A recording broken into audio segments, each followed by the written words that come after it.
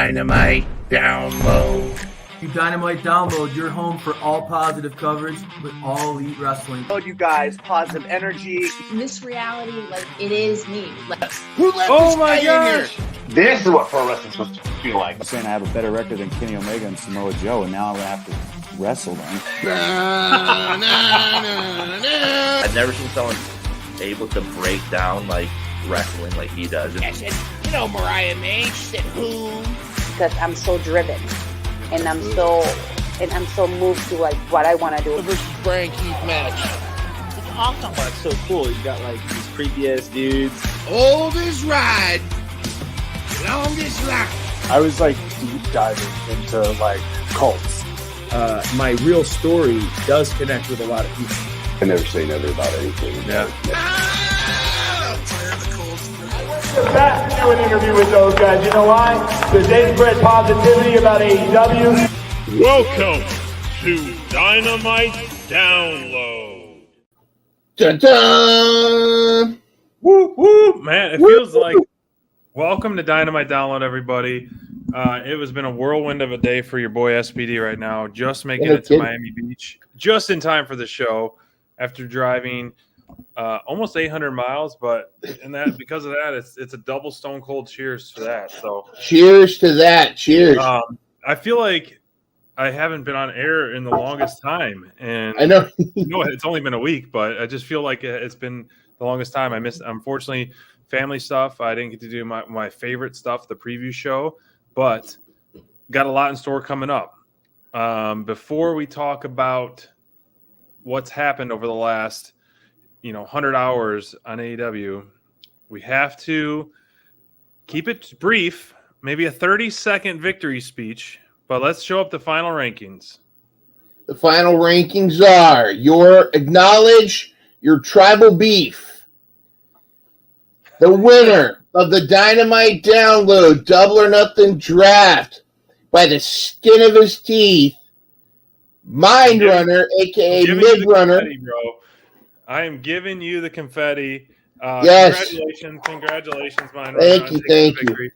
I got to say, and I've continued to say this, season 1, you had such a huge lead, and SPD came back and won. But this just shows you the importance of the bingo cards, because your +3 at Dynasty is what put you over. If anyone would have else won that +3, but the left side, it would have been a totally different ballgame. But that +3 could have resulted in a 3-way tie for first, and we could have gone into extra innings. And look and Cray won the bingo card. Look how close he came. I know. If he would have won Dynasty bingo card, if anyone else would have won so that was pretty much the make or break, was the Dynasty bingo card. So the Dynasty bingo card was the congratulations Mid from Full Tilt Deb. Congrats from Bobby. Bobby, look at the comeback that Bobby made, 14 points. You got to acknowledge the collision bracket on the right. A lot of things happened on there. I have a feeling that and of course the Raz in there. I think that the next draft is going to be it might be a lot closer now that the right side of the bracket has a better idea of how the points are working. Sometimes, as the inaugural champ, sometimes you got to go with people you don't really necessarily want on your team, just because how they're going to perform on the charts. It's the Moneyball trick, as we've talked about before. So, one of my biggest mistakes at the Double or Nothing card was betting against Team AEW. Never bet against Team AEW. And which two members of Team AEW? Okay, not the Anarchy and Arena Team AEW. Yeah. The AEW OGs. Which two people do you think I bet against that I should never bet against? Well, never bet against Orange Cassidy. Okay, yeah. And? More like this. And never bet against Tony Storm. No, one more. A guy. Oh, never bet against. Oh, of course. Well, you didn't spend enough time under his tree. No, not that one either. Moxley. Really? You didn't bet. Who did you bet against? Moxley. Well, yeah, you're right. Because but see, what was tricky about that is that was an eliminator match. Right. I actually genuinely picked thought- Takeshita as well for that one, but you're right. So that was, I mean, I love Mox, and I think he's definitely the backbone of AEW. I think it would have been a unique circumstance if they really wanted to solidify Takeshita as a superstar because of the wins he's had over the last few months. And if you were to pick up a eliminator win, I think that would have really solidified it. Granted, that match was fantastic. Yeah. Before we move on, do you have any victory remarks? To be the man, you got to beat the man. You got to walk that aisle. You got to study the game. And yes, in the inaugural, I may not have been victorious despite my long reign at the top. But this time I returned victorious, and that's what counts, ladies and gentlemen. That's what counts, is being on top when it counts. And the double or nothing is only a precursor to what is in store for the next draft as we go all the way through a scorching summer as we approach Wembley Stadium, and then its sister program, The All Out, I believe is in Chicago, that my dearest wife's hometown. I shall be victorious again as I mix between Ric Flair, Dusty Rhodes, and some televangelist preacher. I don't know what promo I'm even cutting, but I will tell you this. Oh no!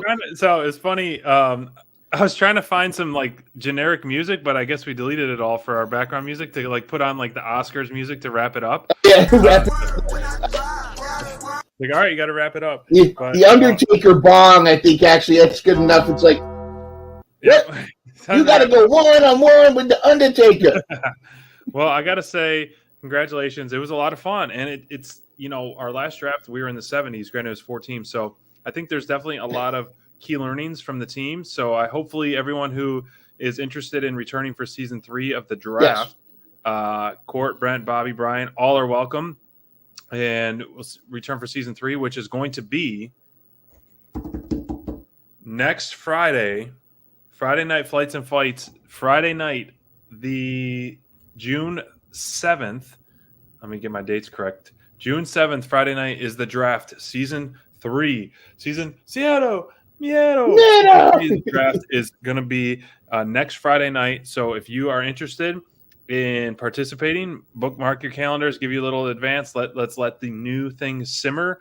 Yep. And then we're going to be playing until the end of All Out, which is the Chicago U.S. pay-per-view. So we're going to get all the way through Forbidden Door. We're going to get through All In. Going to get through All Out. And then, boom, that's the end of the season there. Season 3, June 7th through All Out. Do you have a question, though? We are going to be, you have to be a Dynamite Club member this time to participate, correct? Whatever you want.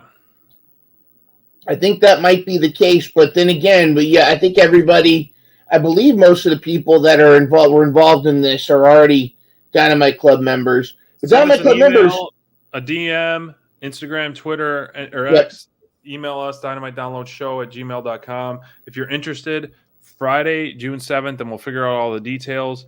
Looking for a nice, 8 sweet spot for teams, and it kept it competitive. Now, I think, like I said, a lot of key learnings are going to be made throughout for the right side of the column. But let's move on. I didn't get a chance to be on the prediction show of Double or Nothing, but man, it was a busy weekend for me. And I know some of it was I watched live, some of it I didn't get to watch live. I was calling you. I was trying to get the lowdown. I couldn't believe all that. To me, I got to say, I think this was an A show. I wouldn't give it an A+, but I would give it an A show overall, which is a very high ranking for SPD. Yeah. And I think this show, the way it ended up, really solidified it being like, this is definitely one of the marquee pay-per-views of the year, and there's a reason why. It's Double. All the pay-per-views are can't miss. Yes, of course, I love them all. But Double or Nothing, the way it turned out, I think was definitely really kind of opened my eyes to being such more marquee pay-per-view. I mean, 2 returns early on, fantastic title matches, insane cage match, Anarchy in the Arena, Swerve dominating. I mean, everything was just like, wow. I mean, what were your thoughts? You know, I like I said, I didn't get to be on the prediction show. How did you, going into it, and then afterwards, what was your reaction? Well, it's funny because every time I have lower expectations for a pay-per-view, I tend to enjoy it more. I had low expectations until the last week or so. I started getting real hyped for it, especially the Anarchy Arena and Darby and stuff. Oh. But I really enjoyed this pay-per-view. Now, I almost did a hot take, but I think a lot of people feel the same way because it's funny how before AEW pay-per-views, there tends to be a trend I've noticed. This tends to happen is there all of a sudden all these dirt sheets come out with some backstage has got questionable things going on, blah, blah, blah. And then afterwards, there always seems to be some kind of complaint. And the complaints this time were Double or Nothing was too long. Certain matches should have been on just a Dynamite match, or certain wrestlers weren't part of it. And to me, I'm kind of like, we just got 24 donuts for the price of one, and you're complaining that some of them don't have sprinkles and that they're Krispy Kreme and not Dunkin'. I mean, to me, I enjoyed the heck out of this entire pay-per-view.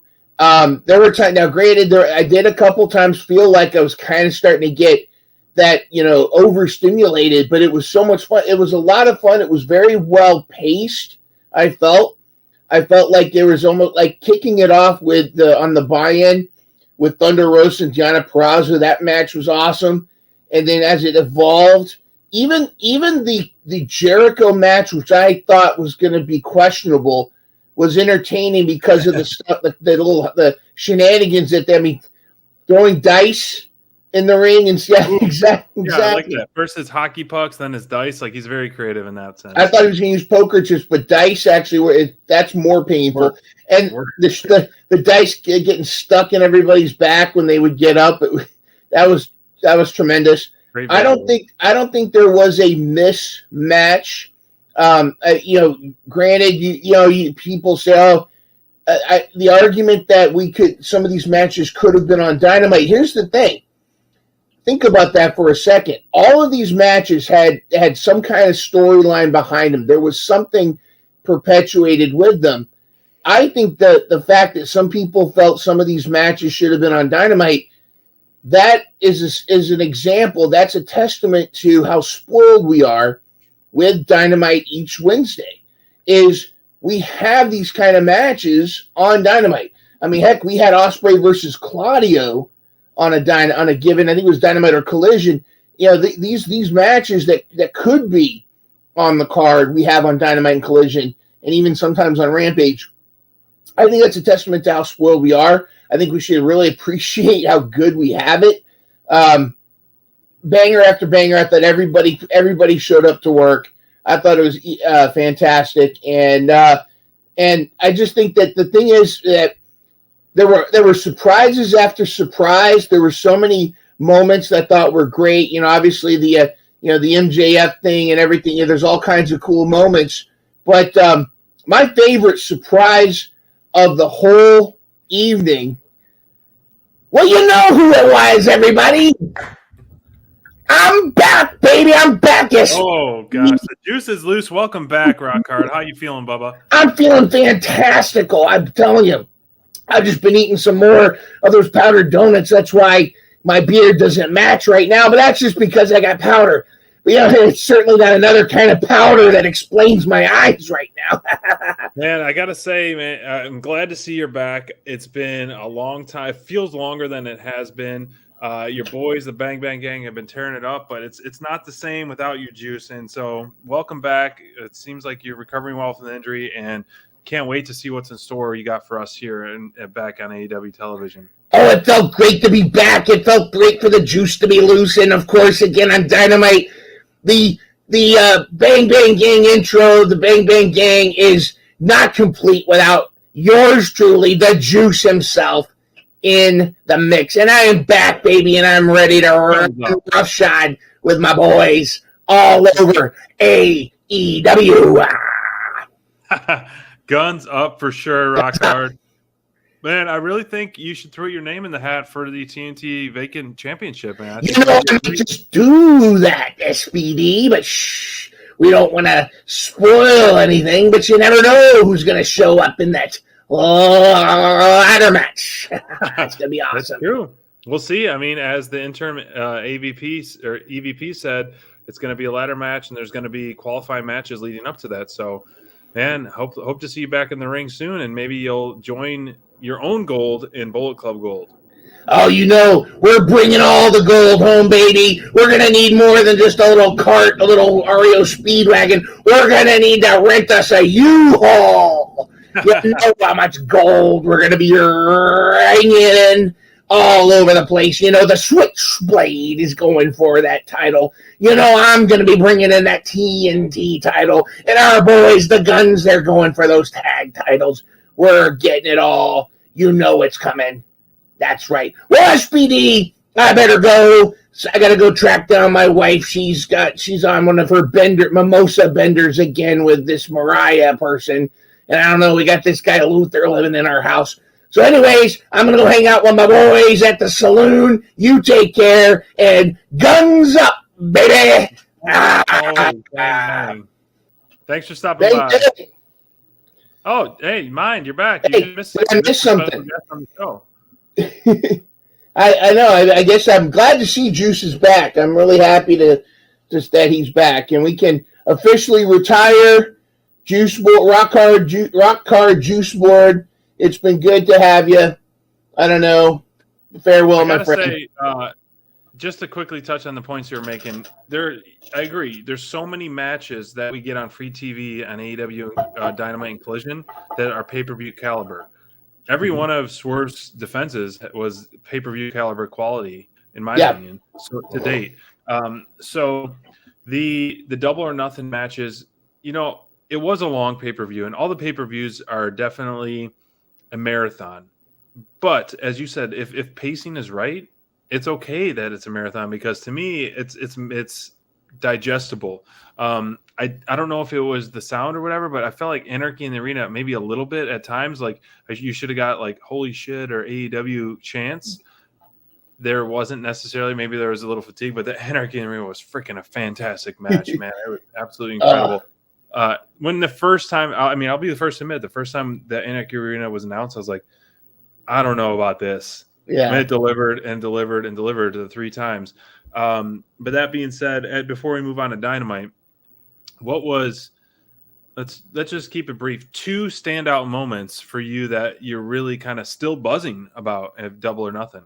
Aside from Juice, of course, we have to, that's the number one. The Juice return was top notch and great. I just feel like it wasn't given enough time to really digest that either.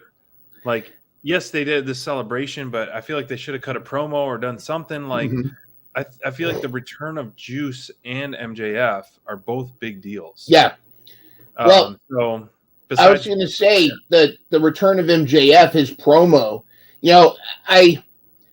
I think from the buzz from the dirt sheets and everything, West Wrestling Observer actually brought this up, that it sounds like they're kind of putting the MJF Adam Cole feud on ice for a while. And MJF, actually, the rumor is, MJ, you're going to hear from it first right here. MJF's next feud is going to be Roosh. That's what it says online, but like, what do you think? I don't know. It's going to be interesting, but I do feel like his promo was fantastic. I love the nod to Triple H when Triple H came back from his quad surgery. He came back wearing the same outfit, and he had a huge pop. I think that we basically just like put the Adam Cole feud to the side. I don't even know if Wardlow's going to get involved. I don't know what's going to happen there. But I thought that was one of my favorite moments. The other thing was Darby Allin setting Jack Perry on fire. And I think a lot of people, if you're a fan of horror movies, of classic horror movies, you'll notice that Darby was kind of doing a nod to McCready from The Thing. And if you know that the moment where he's torching the aliens or the creatures or whatever. But I thought that was tremendous. I thought the Anarchy in the Arena really delivered. I think one of the things about the chants is there was so much going on. It's hard for people to pay attention to everything in the arena. I mean, the best thing that they did watching at home was when they did the quad cam, where they had. I love that. They need to bring the quad cam more for Anarchy in the Arena. We loved it because you can just kind of pick and choose. You can always wind it back and go see something else. But I thought Anarchy in the Arena, and that's like the best looking supermodel. It's like the match was great, but the Anarchy in the Arena was just insane. It was absolutely insane. And man, when you texted me the photo, because I wasn't live at the time because I was driving, I'm away home. But when you texted me that photo of MJF, I was like, no shit, because there was like, obviously you see stuff online and like whatever. It's hard to hide anything these days in any industry, let alone the wrestling industry.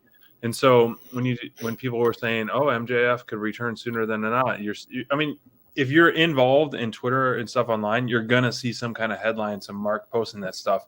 And we know MJF is a fan of the show and highly endorsed. This podcast is quite frankly the drizzling shit, if I'm being quite honest. That's right. That's right. So we know MJF is a big fan of Dynamite Download, highly endorsed, calling us the drizzling shits. But man, is it great to have him back on TV? As you said, that outfit that he came out in, the promo was absolutely top notch. Chills, hair on my arm standing up. This guy was just hitting on all cylinders, and just the fans and us. It's like, man, we missed you, bud, and welcome back. Heel or babyface doesn't matter, man. You can be calling us the drizzling shits nonstop. You can be there. It is. The scarf is out of retirement. It is back on. You can call us the drizzling shits. You can call us Marks. You can call us whatever we want. But we know you're the best in the world for a reason. And man, it's going to be next level now that he's back. That being said, I don't know what's going on with the whole Adam Cole thing. Like, it's like the whole, it's just so hot or cold. I'm like, either go all in with Adam Cole, show him and like let him do all this stuff now that he's able to walk, or just like keep him off TV until it's 100% ready to go. I don't want this hot, cold, because the last time we saw AC was Dynasty, then Double or Nothing. That break is too much. And I'm glad they quickly told us that MJF's going to be returning to Dynamite next week, because that's another one of those. You have this marquee name re-signing with AEW, ink to skin, former champ, and then you have this awesome debut, amazing promo talking about don't need no New Japan or Vince McMahon. Love that line, mic drop after that pretty much. And then you don't even show up on Dynamite, like the very next show. Yeah. Like there should have been like, keep that train going, create a bullet train, 100 miles an hour, and just keep going with it, no matter what you do. But you mentioned Roosh, someone that we speak very highly of. Roosh has been so fun to watch over the last year plus. Man, the guy has really won, I think, all of us over with his really awesome promos, his just brutal in-ring work, a lot of fun, and really impressive performer overall. Green cable and all comes with that no matter what, every time, everywhere he goes. Yes. But Roosh, like, I almost feel like Roosh is too dangerous of an opponent for MJF to get back in the ring with. Yeah. Because Roosh is brutal. Yeah, and I almost feel like it's unfair to Roosh, because Roosh needs to come back and go on a tear. Agreed. There's plenty that like you've got the I know that Wardlow got injured too, what have you, but I mean, you could have Roddy, bitter about losing his belt. He could feud on behalf of Adam Cole and just at least kind of carry something on, just at least do something like that. But I don't know. It's going to be interesting to see. They did a lot of strange things. Well, I'm sure we'll talk about. I thought Dynamite Download. I thought Dynamite last night was great. Dynamite Download was fantastic, even though it's a drizzling shits. But I thought last night's Dynamite was fantastic, but they made some decisions pulled some triggers on some things that I'm not entirely sure we're ready for, or I'm not entirely sure. Like, I'm not sure where they're going. We'll talk about the thing in a bit here in just a moment, but the Roosh and MJF, I mean, if this is going to elevate both men, I'm cool with it.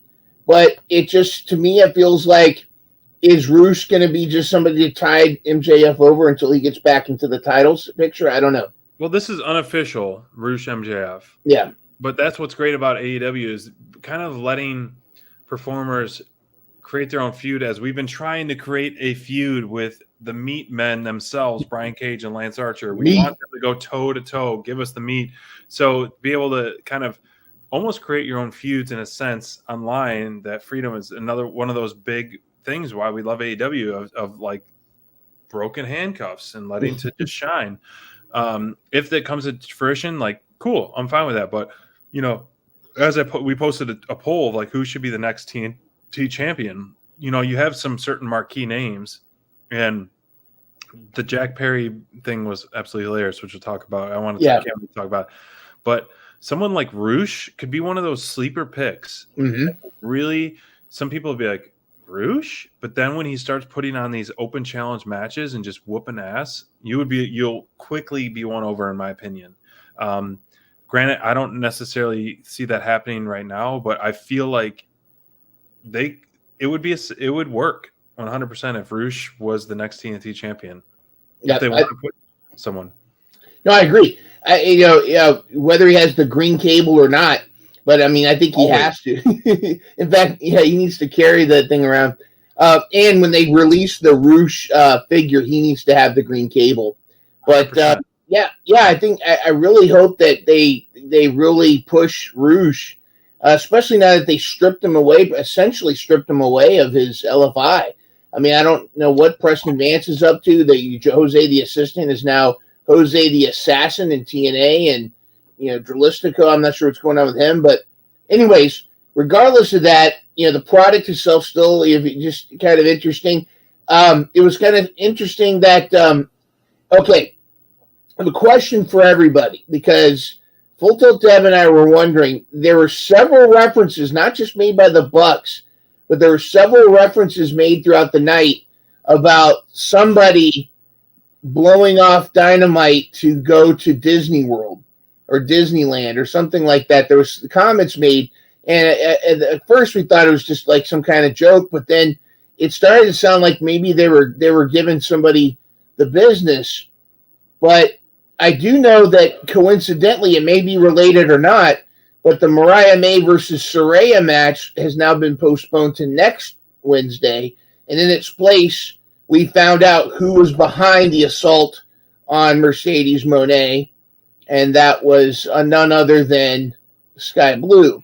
So I thought that was kind of interesting that turned out to be the replacement match. Yeah, and if you haven't seen, just a quick segue, that the Mercedes Moné dance, the Moné dance, the CEO, who does it better, Mercedes Moné or the Billy Goat Will Ospreay?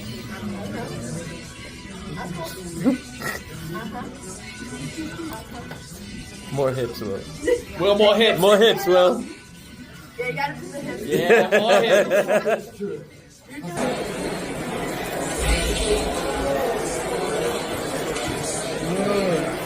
Sexy. Sexy doll. Or SPD. Or SPD. There we go. CEO. SPD. That's right. SPD. SPD. That's good. Instead of the SPD, I'm gonna do SPD. SPD. We got to get you some more gold on the fingertips, but that might be your new hot take. Right. Well, yeah. I mean, why don't we talk about it? I'm glad that so often in wrestling, there are certain things you never get answers for. Not necessarily in AEW as much as other promotions, but this was a great way to. Granted, it was Sky Blue. Could this have been a Julia Hart, line or anything like that, angle? But I feel like the way this was presented was so great. Sky Blue coming on the big screen. Hello, Mercedes. Like, I love the way they presented. And we've all talked about it. You have you've talked about it a ton, but the improvements of Sky Blue has been just astronomical. She's been turning into such a complete performer. Very impressive, both in the ring, outside the ring. And for her to just continue to get spotlight after spotlight is well earned and well deserved. And it's been a lot of fun. I mean, she is really, really top notch. And as I mentioned before, when I first saw her at All Out in Chicago in one of like the pre-shows and the crowd going wild and her in-ring stuff, I was like, this girl can go. Yeah. I was not fair to her. And the reason was like some of her early indie show stuff before she came to fully AEW. I think it may have been like her first time working for big crowds. It might have, and who knows? But let's just move on. I don't know what Midrunner was thinking before bashing her in the past, but how dare you? How dare I humbly ask for forgiveness. This was a tremendous match, a great way to also continue to showcase Mercedes Moné. Now Mercedes Moné has had, 2 matches under her belt. Since, now that she's finally wrestling, she's now the champion. I think that's great. Sky Blue is a great person, and I think Sky Blue, because it does seem like this was a last-minute match decision, I think Sky Blue has really earned herself some credit with earned some credit with the organization because being willing to go there. I almost did a hot take again for specifics on the randomness of Dynamite, but I think that in maybe this week our hot take is this: congratulations to the winning person for the draft. There's our hot take. That's what I'm thinking. But I thought this was tremendous. Your hot take is. Hold on a second. We have somebody just in the chat, ladies and gentlemen. We got ourselves a super sticker, and that means only one thing. It is time for a super chat party.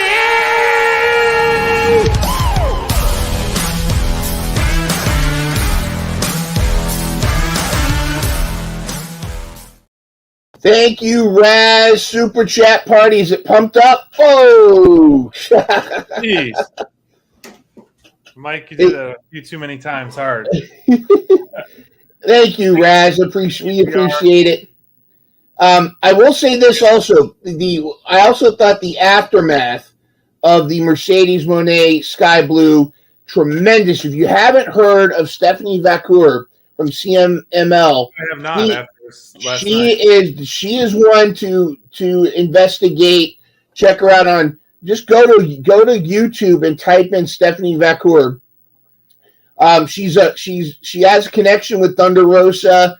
She's a tremendous wrestler, huge wrestler. She's been in New Japan, huge wrestler. She's making wrestling great again.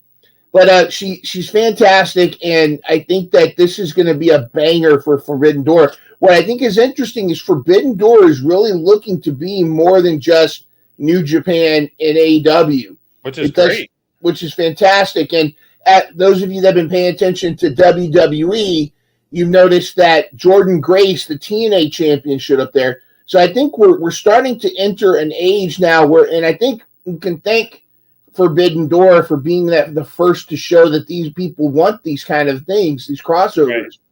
But I think we're going to really start to get into an era where these crossover promotions are going to happen more frequently. I never thought I'd say this, but I think within the next less than 10 years, but more than 5 years, I think we will see a WWE AEW crossover. I think that's going to happen at some point. Lots of money to be made there. Lots of money. But that wasn't the only match that I thought was awesome. I felt like the whole night was really good. What was your favorite of the night? Favorite of the night, obviously the main event was really great. I thought that was such a, when we first were talking about the Casino Gauntlet match when they were in Daly's place, I kind of had a few maybe unfair critics, but to me, I love surprises, but I also like what I'm getting. I know what I'm getting into. You know, I don't know, like when someone says, okay, it's this kind of match, but they don't give the specifics. It's kind of like, I wish there was more specifics, but it works so well if they explained it. You know, Excalibur and the announce team would do such a fantastic job. So I feel like then giving more specifics and giving me a graphic, be like, this is a casino battle or match, you know, 2 start, 1 enters every this match. There's going to be X amount of competitors. So it's like, keeps me excited about moving forward. And I love as a mark for the Royal Rumble, it's kind of similar to like the way that's kind of shaped out in a minor fashion. So that was one of the parts, but also like, man, our EVPs are just killing it right now. Our EVPs, we love our EVPs.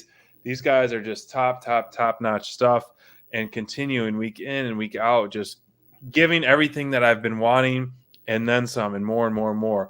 Please just continue to just be over the top, abuse of power, cheesy, and I loved it. And I thought this segment was really unique. And I really was hoping that, granted, I'm going to love the ladder match, but I think it would have been a really great abuse of power to just literally just give Jack Perry the belt, and then him just kind of walk around with it and just like, you know, or the confetti going off and just like have like this celebration of him being the new TNT champ would have been just fantastic.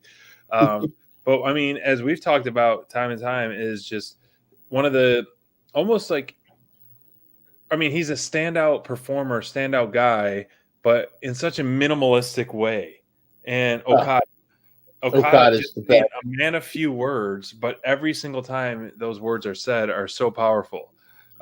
Shut up, bitches. All he has to do is that, and the crowd just pops so much, and we popped. I'm sure you were popping too. Just it was great. But he doesn't need to cut an MJF promo. He doesn't need to cut a Young Bucks promo. But just this is the way he presents himself and way he seizes his opportunity, both in the ring, facials, body gestures, and, you know, talking the little bit when he does. Every single time has been a home run, and it's been so freaking fun. And I thought this was one of the funniest moments when he got on the mic, plus his just reactions to the gift, and then the overall segment with the Young Bucks.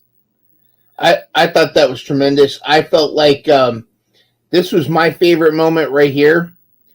This is what a gift that I made. This was the other part of it when they gave him the Lambo. You know, and then he's crying like, "Is this drink?" And then all of a sudden, he just did the no look. You know, he just did he was like, "Oh!" and just like, you know, doing like outrageous stuff that's going to cost more and more money. I mean, what was your like? How do you feel about the EVPs right now? What kind of run they're on? Oh, it's great. They've tapped into the succession. They tapped into arrogant heel Young Bucks are the best. When they were doing the danglies and all that stuff, that was great. But they continue to reinvent themselves and steer into any kind of hate. And right when they're getting to the point where they're starting to get stale, they reinvent. This is the best version of the Bucks, in my opinion. It has been top notch, you know, especially now that they finally released the Reebok with the pump. You know, the end coming through the middle. I do like the. I think it's interesting that Christopher Daniels is now the acting GM, or he's basically Tony's interim EVP, which is interesting. So, I think it's a great segue to have the Acclaimed, another one of those red hot babyface Team AEWs, to kind of feud with Team Elite. So for Christopher Daniels to be, Christopher Daniels did a great job on his promo. I think he did a great job of explaining his role and what's incoming, essentially being the voice of Tony Khan. I know a lot of, as much as we love TK, which we do, I think you doing what you did with Christopher Daniels, giving him the mouthpiece in your, essentially being your mouthpiece, I think is a very, very smart move. Absolutely. Because CD delivered. It's a familiar face, and you have those ties in there. And I don't think TK is in the position to be an on-screen role. There's no one going to be a Vince McMahon, and TK, I think to have that voice, or have that liaison like a CD is great. But it kind of makes me wonder, because CD asking us to call him by his God-given name, Christopher, is he going to turn? Now, that's a little seed that I picked up on. That wasn't necessarily a small seed. He really obvious. I know it could just be kind of a rub into them. Took it. Yeah. I don't know if someone else is going to join the Elite. I want someone like Marquee, like a Hangman, or even though I want the Hangman Kenny tag team back, or like I don't know, just someone very marquee.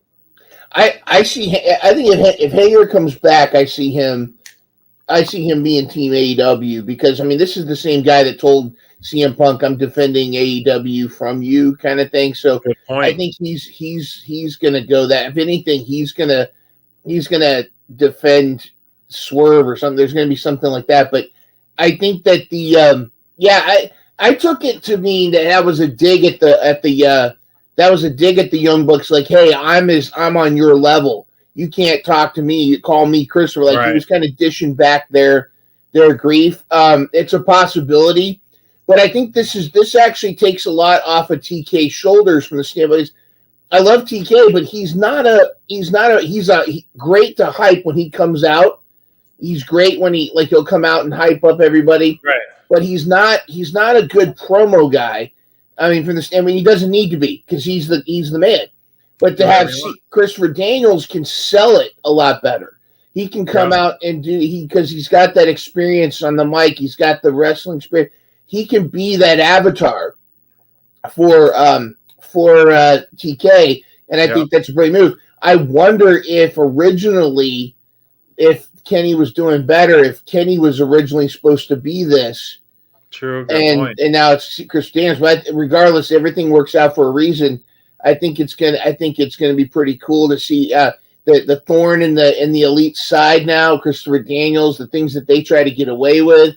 I'm looking forward to this ladder match that they're gonna have. Ladder matches are one of my favorites. It's gonna be great. I think. You brought that really great up point about protecting AEW from CM Punk. I forgot about that. That's a huge thing to accomplish, or a huge thing to kind of say what you are, and especially with the two unfortunate losses with Eddie Kingston and Adam Copeland, two top-notch main event baby faces. So Hangman we're patiently waiting for his return to be a baby face. We got MJF back as essentially a baby face. Mm-hmm. And so I think we're looking for some of those Swerve right now. So, but with that being said, Swerve defending his title again, man, this guy, I have to do my research, but I feel like he's defended his title more than any world champion in the shortest amount of time. And against some of the top notch, Claudio. Claudio, Kyle Fletcher, Brian Cage, Killswitch, Christian Cage. I'm gonna look up Cage match real quick. I'm gonna pull up. So that's 6 title defenses in a matter of a little over a month. I feel like that's more than anyone. That's more than Roman Reigns did in 3 years. All right, matches. Okay. So, I'm gonna share this on the screen here. This is insane. All right, so let me share my screen. Check this out. Okay, so Swerve versus defeats Killswitch. Yep. Defeated Christian Cage, Nick Wayne, Brian Cage, Claudio, Kyle Fletcher, Samoa Joe. This was when he won the title. So he's already in the span since April 21st, which May 20. We just hit May 30th in roughly a month. 7 matches. He has defended it 7 times. There's 6 defenses and a title win. 6 defenses and a title win in a month.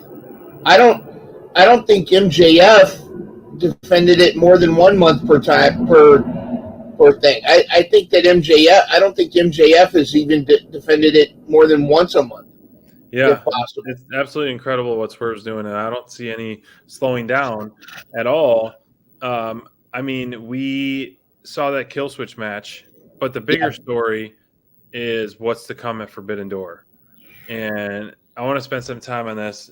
The Casino Gauntlet match winner, back-to-back Gauntlet match winners, undefeated at Forbidden Door, undefeated in AEW, Will by God Ospreay toe-to-toe with Swerve, which we wanted at All In, which is a marquee All In match. But we're getting it so soon. What? I don't know. In the chat. I don't know what to think about this, because this is the match that I've wanted, but I'm like, it's one of those as well. How I feel, it's like, wow, I can't wait. I can't wait to see what they're going to do with this. I don't know how it's going to be booked. I don't know. I really don't know how you could book this. I mean, they're going to deliver, and it's going to be a win-win for everybody. But let us know in the chat. Do you think this is too soon? Yeah. What do you think, mine? My reaction was like too soon.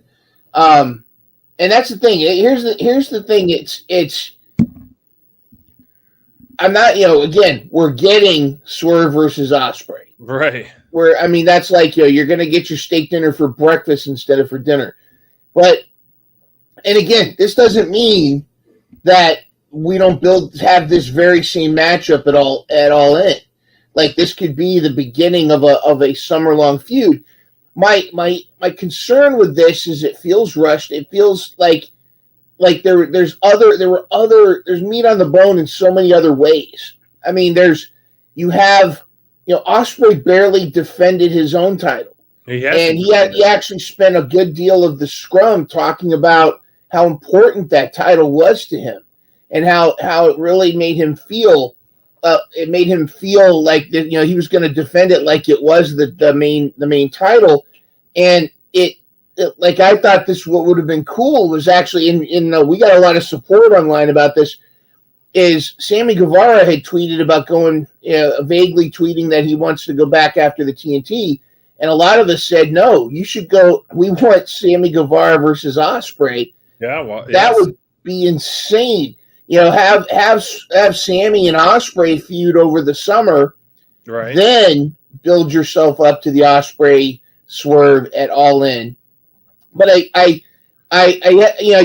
I don't know what's going on behind the scenes. I don't know if Tony Khan's got the crystal ball, plus the new deal with Warner Brothers and all this kind of stuff going on. Who knows? Maybe they said, we want to have Will Ospreay and sort. Maybe there's something going on there. I don't know, but I feel like this is too soon. I'm not the booker. Oh well, but I just think that this is. What's going to happen is this: is either if Swerve beats Ospreay, this can't be the end. Like, is it title for title, whatever? This can't be the end of this feud.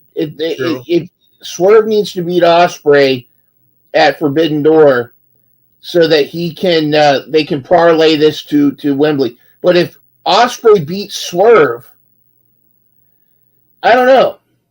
I mean, that kind of kills Swerve's momentum from Double or Nothing. So I think this is one of the best marquee matches that you could have in AEW in the near future. However, I feel like I agree they should have been spiderweb differently. You gave Ospreay the international title. Let him shine with that. Let him shine with that for now. And then, title defense after title defense. And then I don't want to say get bored with it, but just be like, all right, I'm ready for the next step, which would lead you to the AEW championship. So he hasn't had a title defense. He has one on Collision coming up this Saturday, his first one versus Kyle O'Reilly, which is going to be a banger match in my opinion. So I don't know. I feel like unless AEW does not typically do this, but unless there's some kind of interference thrown in there, and there's like a no contest, and then just whether it be like the Don Callis family screwing him over, maybe Don Callis family does screw Ospreay over in this aspect, and then I don't know where it goes. I have faith in where it'll be booked because there's so many times. So there's too many smart minds back there to let two of the biggest stars in wrestling not deliver on a storyline. Very, very intrigued where it goes because I really do not know. Courtney makes she says that, but I like Kip Sabian too. But Courtney makes a question: would you call this lazy booking? Here's my thought. Again, I think it's unfair to dismiss fans for armchair booking when But granted, there's things behind the scenes, but we're the ones consuming the product. There's a reason why food critics aren't in the kitchen. Food critics are sitting at the table eating the food, and they're the ones telling the chef, "Hey, this is great. Hey, this sucks."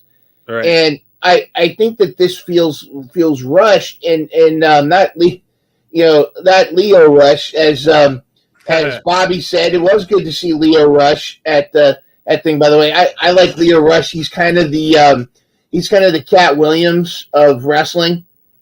Come on, Pippin. He can't even do a hammerlock. Not even one armbar. Come on. But anyways, that was. But I think this. I felt like this was rushed. I felt like there was like plenty of other people that you could uplift with this moment, but having separate feuds with both of them. Right. I feel like this is something that could have parlayed. I don't know where they're going to go with it. I don't like the fact that there's that this is they're already making this watershed moment. Here's the thing: if you look at some of the best moments in wrestling history, the Stone Cold Rock feuds, the Undertaker Mankind. Heck, go to WrestleMania 6 was Hogan versus the Warrior. Now, say what you want about those two men, but at their time, those were the two hottest wrestling stars of all time. At that time, they were the two hottest wrestlers. The way they booked that match is they started out, they didn't really interact until the Royal Rumble earlier that year, where there was a moment where they ended up facing each other, and you had this moment where the crowd realizes for the first time we got the two of them facing each other. I would have liked to have had Swerve go one direction, Swerve wrestle somebody from New Japan or something like that. Ospreay's already done New Japan. Have Ospreay defended against somebody in AEW. True. Have two separate things, and then have some kind of gimmick match where somehow, as you get closer through the summer, maybe like at Fyter Fest or something, all of a sudden Ospreay and Swerve end up face to face in the ring, and the crowd sees it, and then that begins their feud. But I think we skipped ahead a little bit. I don't think it's lazy booking. I almost feel like it comes across as desperate booking, and that's unlike AEW. I don't know. I don't know what's going on. I love the product though. Yeah. So we'll see. I'm curious. That's why I was curious your take, because I'm not really sure where this goes. Like, this is dream booking. You're not. How often do people, they dove in very quickly to the Copeland Christian Cage feud, which is like as soon as Copeland came to AEW, it's like, okay, we want them to feud, or we want them to team. And so it's like, we didn't wait years or that long. So it's one of those, I feel like we're in one of those scenarios. It's like, we're not going to wait years or months and months and months. We're getting this very, very quickly. Like the way Ospreay's been booked has been really, as you mentioned to me, like a rocket to his back and just soaring. So either guy, I think both are going to look really strong, but a clean loss, I mean, this is the number one benchmark, I think, for Swerve right now is Ospreay. Yeah. I almost wish Ospreay did not have a belt of his own. Yeah. So I think it would be more meaningful if Swerve beat Ospreay without Swerve having that international title, or him not having the belt. But also, I just wish they would have done separate things, since he is such a newly crowned champ. Go on and just continue, just fight your own battles for now and move on with that. Is Swerve going to be the guy that gives Ospreay his first loss? Spurs not losing anytime soon, no matter what. Yeah. I don't But care. then I would say the same thing about Ospreay. Right. I want both those guys to go undefeated to give us the main event down the line. So that's why I feel like this could be one of the rare occasions where you get some kind of no DQ or some kind of shenanigans where it affects the match. However, at a pay-per-view, I don't want that to I see what you did there, Brian. I don't want a main event DQ. Yeah. That leaves me as a fan sour for the night. Well, what do we know? We really don't know. We need to spend some time.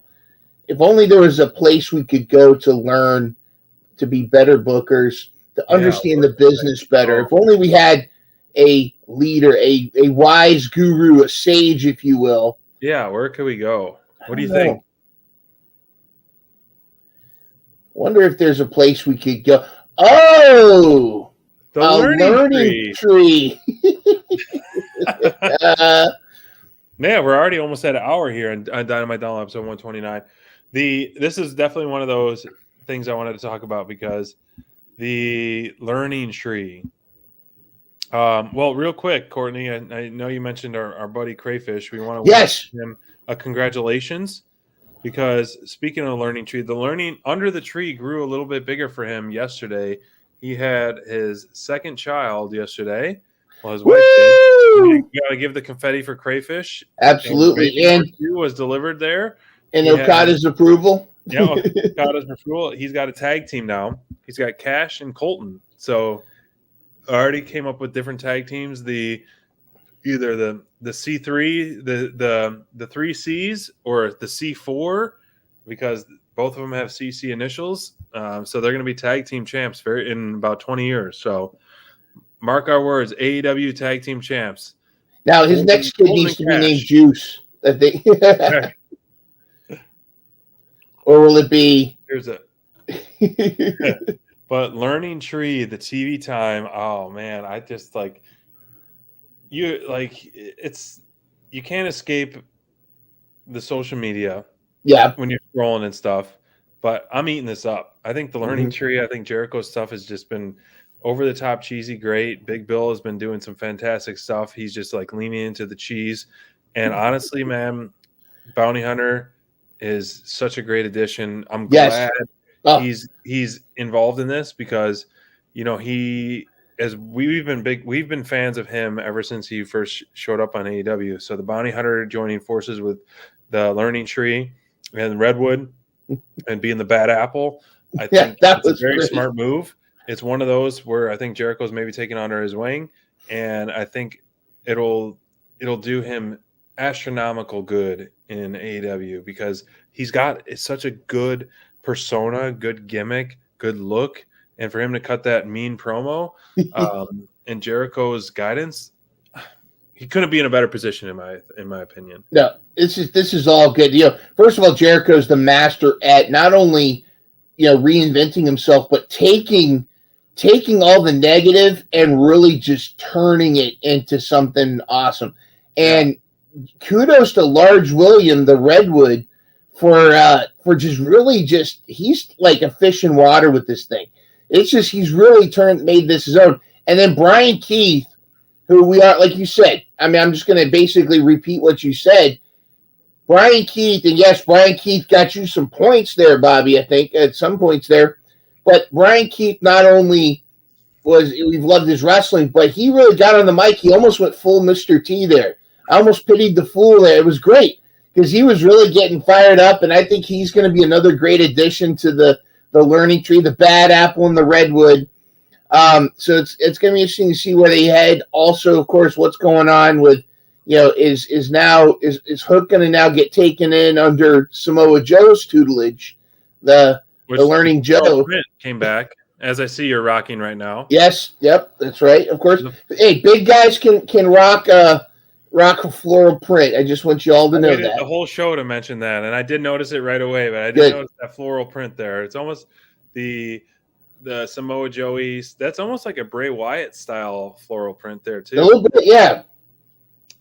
But looks good. The Fireflies are here. The Fireflies. That's right. But yeah, I love this. I love this whole thing, and again, just the over the top Jericho just really eating it up. It's been great. I know people are still hating him, but Jericho continues to be that guy that a lot of people love to hate, and I think this is true. I think it's great. It's great, great stuff. I think Jericho, man, after that match, like at Double or Nothing, was really brutal and a lot of fun to watch. I think the growing, I wanted more members of the Learning Tree, and so I think it's really great to just lean into this. Like, I don't think he's getting any kind of. I think you got to be really tuned out if you think this is kind of like to give him go away heat or anything like that. That's exactly what you want in the heels. You want the heel is. I mean, people said things like ridiculous things, like "die Rocky die" to heels back in the day. Yeah, and it was insane to think about, like if you do that now. But for Jericho to have this heat and then kind of pivot anytime you hear these chants and stuff, just give it a few more weeks. I mean, people are just going to start getting on the bandwagon that we're already on with the Learning Tree. Yep. Jericho is just doing the cheesiest stuff. I love how he advertises how many days he's been the further world champion. Yeah, 36, like 36. I just want Hook to move on, please. There's no room for you to regain that FTW champion. Like, that's not going to do you any good. I think it's going to hinder you more than anything. Now a Samoa Joe pairing, when those two had a fantastic match together, and then for them to pair against the Learning Tree, I think we'll see some fun matches. But like, just please move on and go from there. One thing, as we're starting to wind things down, one of the big things, as we talked about earlier, was the TNT title vacancy. Adam Copeland had that awesome match versus Malachi Black. If you could pick two people to be the next TNT champion, which two would you want? One or the other, and I'll give you afterwards. I would say Roosh. I do think Roosh would be an awesome one. Was that before our show or as we were talking about it? Yeah, no, I actually thought of that before. I thought Roosh would be a great. I was thinking, and somebody mentioned Takeshita. Well, somebody mentioned Takeshita. I mean, Jack Perry. I'm trying to pick people besides Jack Perry because I think he's going to be the next one. I don't think Sammy should go after TNT. I think he needs to move on from that. I also think that Malachi Black needs to win the TNT title. I think safe. Like, I feel like putting Black on is like an easy transition because he was just there that close. Yep. So who Black and who would be your and two? Roosh? I think Black or Roosh would be. I know a lot of people are saying Takeshita. I think this is what I'm thinking is this is why I feel like Takeshita should have won that Eliminator, even though you don't want to bet against Moxie, so you could hype him up for Forbidden Door. But I think Takeshita could have been a great interim person, the Alpha, Takeshita go after Swerve, to have Takeshita versus Swerve for the world title, feud for that, while you have Ospreay feud with somebody, and then as you get to All In, you go there. But again, I think I would have booked that. I would have booked that Takeshita versus Swerve and Ospreay versus, let's just say, Ospreay versus Sammy. There you go. Yeah, Ospreay versus Sammy would be tremendous. Have him come back and go, "Hey, nice belt, bruv." Or Ospreay versus Pac. Dude, how many moments in that gauntlet though? We had Pac and Ospreay. We had that reunion of Ospreay and Switchblade. We had what's his face from CMLL, Henrico, the fire guy. He was in there doing stuff. There were so many moments there where, and again, imagine how many different feuds we could have just from that match there. Right. It was tremendous. But what's Pac? I almost think Death Triangle needs to continue to go for the trios thing, but I don't know. It's you got Pac, you got so many people out there that I would love to see go for the titles, but again, we'll find out. We'll have to see. Yeah, it's exciting time. I would pick personally, I would pick Jack Perry because I just want the elite to just be everyone have gold, and it just would be a lot of fun. And then hopefully that will give us more Jack Perry matches because of this. I mean, we haven't had a singles match yet. I think it would be really funny with all them having gold and just like flaunting it, and then it would be like really poetic for them to all lose their gold on one night. Yes. So, I had a battle of the belts. It has to be at a battle of the belts. They all lose. I would not bet on that. But it would be very poetic for them to finally lose. It'd be just like, okay, one the Young Bucks lose, and then it's like, no, Okada, like, and they come out to try to help. No, then Okada loses. Then no, Perry loses. So it would be a very poetic story for them to all lose on one night. And then the EVPs or the elite are tucking their tail and running, like, so it's like an all or nothing. That's kind of the way I think I would do it. Jack Perry would be a lot of fun. I think it would be he deserves rewarding for his his really transformation. Like, but Black is I think Black is the safest bet. Jack Perry is also a good safe bet, but wild card would be someone like Takeshita or Rush, in my opinion. I think it'd be pretty cool. Oh yeah. Hey, just before we go, tomorrow night at our own version of Friday Night Fights and Flights, the Dynamite Club Gold, myself and Miss Courtney as well. I think Brent the Brain's going to be with us as well at 9:30 p.m. Eastern, 8:30 Central. We're going to be at Mission Control. We're interviewing one half of what we feel is going to be the future Mission Pro Tag Team Champions, Morgan Mercy of Fire and Fury. She's going to be joining us. These are basically the women's wrestling version of the Road Warriors. Are going to be at Mission Pro Wrestling. These are two Amazons, and they're and they both kind of carry themselves like a little bit of Demolition, a little bit of Road Warrior, and they're taking on the King Bees. And I don't think the King Bees. I think they're going to get squashed. The King, not a squash match. It's going to be a slobber knocker. It's going to be a long match, but I think the Fire and Fury are going to come out on top. So tune into that tomorrow live. And yeah, man, cool things. Sweet. Thank you guys. Episode Dynamite download 129. We appreciate all the support and love. We love having you. Once again, if you're just tuning in, next Friday, Draft Season 3. Yep. Mind Runner, the current champ, dethroned your boy SPD. Draft Season 3 is going to happen next Friday. If you want to get involved, send us a DM on Instagram or X or email us. It's in our bio and all our socials. We'd love to. If you want to be interested, it's going to run from Friday, June 7th to all the way through All Out after in Chicago. So love to have you. It's a lot of fun. So thank you guys, and we'll see you tomorrow. Make sure you join tomorrow. Notice my name. Now that I've won the draft, I now am known as King Mind. You know what I got to say about that? Hold on. What I got to say about that is, bye, Felicia.